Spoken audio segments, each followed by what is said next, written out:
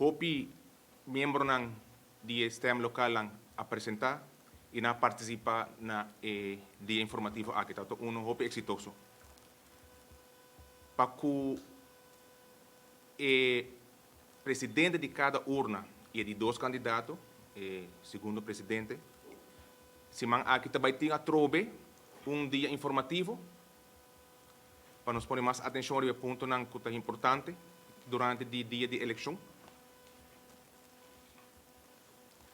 Para o que trata logística, me tenho que visa que o STEM local não está preparar, agora, as we speak, a começar a instalar algum STEM local em Caba, DOA está encarregado com isso aqui, está agradecer DOA, Malon Cruz, com o full time de DOA para o que não está fazendo, bom trabalho que não está fazendo, na cooperação para a eleição.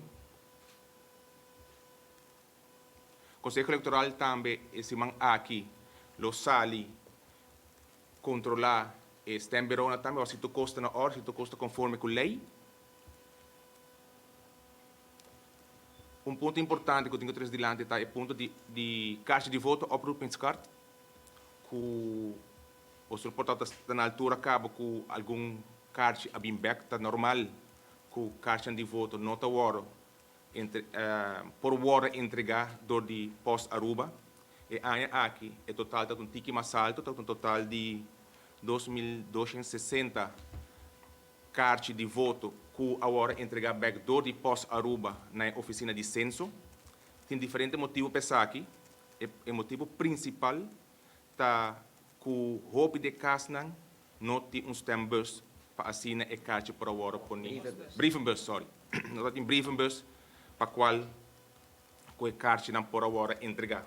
É lógico que não por lá a carta uma cota e conscientemente posso Aruba entregar a carta na back. Outro motivo está que a pessoa não está bem mais na adresse.